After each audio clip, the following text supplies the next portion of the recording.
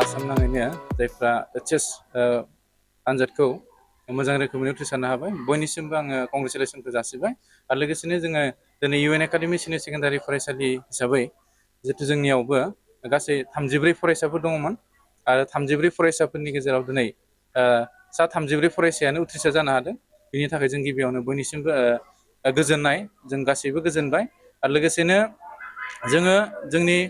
34 फरायसाफोरनि गेजेरावनो जोङो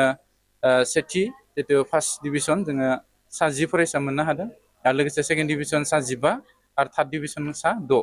आरो बिनि गेजेरावनो जोंहा डिस्टिंसन हिसाबै जों देग्लाय सासे फरायसा जों मोननो हादों आरो गासै बिथाङा 89% मोननो हादों आरो लोगोसेनो बिथाङा इंलिश एडुकेसन पलिटिकेल साइन्स आरो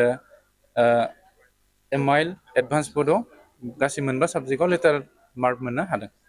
आं थारैनो इउएन एकाडेमि सिनियर सेकेन्डारि फरायसालिनि सासे प्रिन्सिपाल हिसाबै आङो जोबोरैनो गोजोनदों जेरै जोङो इउएन एकाडेमि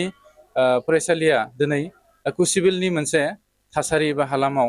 जेराव सोलोंथाइनि मोजां बिथा गैया बेखौ जों नोजोर होनानै बानायनाय जादोंमोन आरो बेहाय जोंनि गेजेराव गोबां जोंजों कमिटि हिसाबै बा मेनेजिं कमिटि हिसाबै गोबां दङ जोंनि गेजेराव आरो गोबाङानो दिनै जायफोर जोंजों टिम हिसाबै जोंनि गेजेराव दायो गैथ'वाब्लाबो बिथांमोनाबो जोंनि थांखि एबा जोंनि ओनसोलखौ नोजोर होनानै बिथांमोनाबो जोंजों जोबोरैनो बेहाय मदद होदोंमोन आरो बिथांमोना दिनै जोंनि गेजेराव गैयाब्लाबो जितु बिथांमोननि थांखि बेखौ आं माने जाफुंहोनो हादों बा जाफुंदों जोंनि गेजेराव जितु रायलायनाय थांखि बेखौ आं मोननो हादों आरो बिथांमोननिसिम आं गिबियावनो साबायखर जासिबाय आरो दिनै इउएन एकाडेमि सिनियर सेकेन्डारि फरायसालि हिसाबै जोङो गंसे प्राइभेट इनस्टिटिउट हिसाबैब्लाबो बेहाय जोङो खोब माने खम बिबांनि बेसेन लानाय जायो फरायसाफोरखौ जोङो मेक्सिमाम माने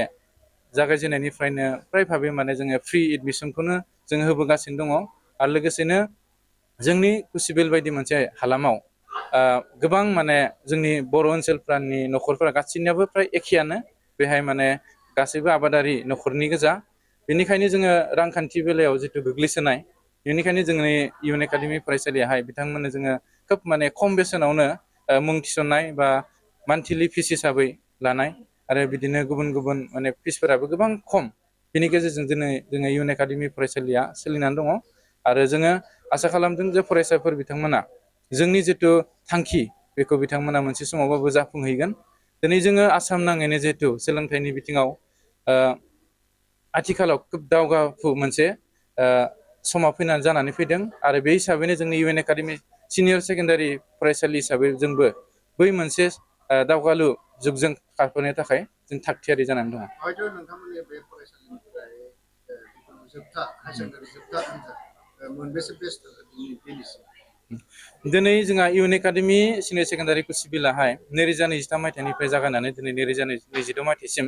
गासै जोङो मोननै बेच मोननो हादों आरो गिबि जोंनि सेथि बेचआवबो जोङो गासै सा 20 फार्स्ट डिभिसन मोननो हादोंमोन आरो सा 5 स्टार मार्कस मोननो हादोंमोन आरो लोगोसे बेहाय जोङो हाइस्ट हिसाबै 81% जों मोननो हादोंमोन आरो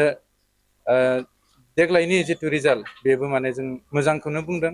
माने बुंनांगोन जिहेतु जोंनि गेजेराव 100% जोङो रिजाल्ट खालामनो हादों दा बेहाय जोङो थांनाय बोसोरनि रुजुनायाव देग्लाय बोसोराव जोङो एसे गोजोननायखौ जों मोनसिनदों होननानै बुंनांगोन स्कुलाव पारसेन्ट हिसाबै पारसेन्ट हिसाबै जोंहा जिहेतु 34ल' फरायसा दङमोन दा बिनियाव 34 फरायसायानो माने उथ्रिसार जानो हादों बे हिसाबै जोंहा 100% पास जादों आरो जोंनि जितु बिथांमोननि दिनै मोजां रिजाल्ट खालामलांनाया थारैनो जोंनि उन जेनेरेसननि फरायसा बिथांमोनखौ थुलुंगा होगोन आरो लोगोसे जितु फरायसालियावहाय जोंनि फोरोंगिरि मिस बिथांमोनबो दङ बिथांमोनाबो जोंनि गेजेराव जोंनि थांखि बायदियैनो बिथांमोना खोब खम दरमाहानि गेजेरजों फरायसाफोरखौ माने मोजां कुवालिटि इडुकेसन खालामनायाव बिथांमोनाबो थुलुंगा होदों ओंखायनो आङो गिबियावनो बयनिसिमबो जोंनि साफ्रोमबो फोरोंगिरि बिथांमोनखौबो आङो साबायखर जासिबाय दा जोंहा 2026 आरो 27 जितु सेसननि थाखाय जोंना एडमिसना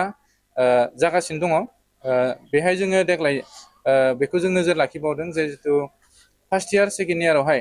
जोंहा गुबुन गुबुन फरायसालिनिफ्राय फैनानै जोंनि गेजेराव एडमिसन लाफैयो दा बेहाय जोङो बांसिनानो माने थार्ड डिभिसन सेकेन्ड डिभिसन आरो फार्स्ट डिभिसननि गेजेराव जों सासे सानैल'सो जोङो मोननो हायो आरो बांसिन माने मोजां रिजाल्ट खालामनाय फरायसाफोरा गोजानावनो फरायो दा थेवब्लाबो जायफ्रा जोंनि गेजेराव फरायदों जों बिथांमोनखौ जोबोद मोजां माने क्वालिटि इडुकेसन जों होनो नाजादों। आरो लोगोसे देग्लाय जों बेखौ थांखि लाबावदों, जोंहा जिथु स्कुल मेनेजिं कमिटि हिसाबै 9निफ्राय जोङो देग्लाय एडमिसन जों लाबावदों आरो दासिमबो जोंहा 9 आरो फार्स्ट इयारनि थाखाय एडमिसना सोलिगासिनो दङ। दा आङो एज ए प्रिन्सिपाल हिसाबै आङो फरायसालि जिथु जोंनि आथिखालनि जिथु थासारि बा बे समावहाय दिनै माने फरायसाफोरखौ एसे जोथोन लाखिनाया खोब मोनसे कम्पिटिसन जानानै फैबाय। माने फरायसाफोरा फरायसालियाव माने मोजाङै फैया आरो गोबां एबसेन्ट खालामो। दा बेहाय आं एज ए प्रिन्सिपाल हिसाबै आङो फरायसाफोरखौ जेब्लायबो नोजोर लाखियो। दा सोरबा जुदि एबसेन्ट जायोब्ला आं बिथांमोनखौ कल खालामो, गार्जेनाव फन खालामो आरो लोगोसेनो गार्जेननिफ्रायबो जों जुदि खबर मोनाब्ला न' थांनानै जोङो बिथांमोनखौ खबर लानाय जायो। आरो लोगोसे फरायसालियावबो आङो एज ए प्रिन्सिपाल हिसाबै फोरोंगिरि आरो फरायसाफोर बे मोननैखौबो आं मोजां रोखोमैनो नोजोर होयो। आरो लोगोसे आथिखालनि जिथु